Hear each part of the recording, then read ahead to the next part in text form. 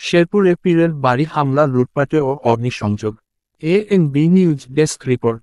শেরপুরের মুর্শিদপুর দোজা পীরের বাড়িতে হামলা, লুটপাট ও অগ্নিসংযোগের হামলাকারীদের মধ্যে অভিযুক্ত আহত।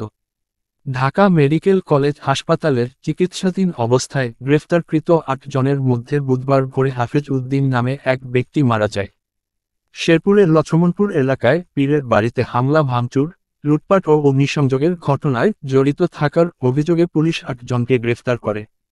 গ্রেফতারকৃতরা হল শেরপুর সদর উপজেলার দহরিয়াপাড় গ্রামের জয়নাল ৩২, সাতপাকিয়া গ্রামের শহীদ ৩৫, লক্ষ্মণপুর গ্রামের মজনু ২৬, বয়রা কোরআনপুর গ্রামের এনামুল হক ৩৫, লক্ষ্মণপুর জাওয়েরচর গ্রামের আসিফ ১৬, কান্দাশেরিচর গ্রামের হাফেজ ৩৯, বলাইয়েরচর গ্রামের জিসান ২২ ও নালিতাবাড়ী উপজেলার সন্ন্যাসীভিটা গ্রামের মামুন ১৭।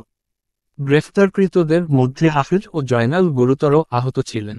উন্নত চিকিৎসার জন্য হাফেজকে প্রথমে ময়মনসিংহ মেডিকেল কলেজ হাসপাতাল ও পরে ঢাকা মেডিকেল কলেজ হাসপাতালে পাঠানো হয়।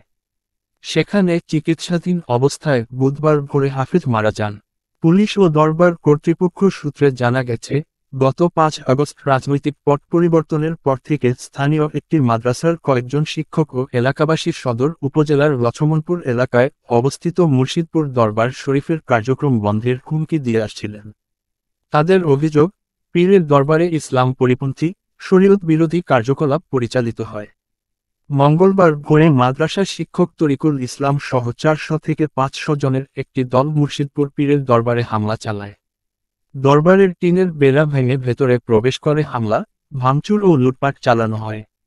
এ সময় দরবারে থাকা খাদেম ও অন্য মুরিদরা তাদের বাধা দিলে উভয় পক্ষের সংঘর্ষে অন্তত ১৩ জন আহত হয়। খবর পেয়ে সেনাবাহিনী, পুলিশ ও র্যাব সদস্যরা ঘটনাস্থলে গিয়ে পরিস্থিতি নিয়ন্ত্রণ করেন। পরে দরবার থেকে কয়েকটি পেট্রোল বোমা এবং অবিস্ফোরিত কয়েকটি ককটেল উদ্ধার করে পুলিশ। এ ঘটনায় দরবারের খাদেম মাহমুদান মাসুদ বাদী হয়ে মাদ্রাসার সুপার সহ ২৫ জনের নাম উল্লেখ ও অজ্ঞাতনামা আরও ৪ থেকে ৫০০ জনকে আসামি করে মঙ্গলবার রাতে সদর থানায় মামলা দায়ের করেন। অপরদিকে মাদ্রাসার পক্ষ থেকে দরবারের লোকজনকে আসামি করে পাল্টা একটি মামলা করা হয়েছে। শেরপুর সদর থানার অফিসার ইনচার্জ জুবাইদুল আলম গণমাধ্যমকে জানান, মুর্শিদপুর দরবার শরীফের পক্ষ থেকে মামলা দায়ের করা হলে জড়িত থাকার অভিযোগে পুলিশ ৮ জনকে গ্রেফতার করেছে। ANB News 24.com, Sherpur.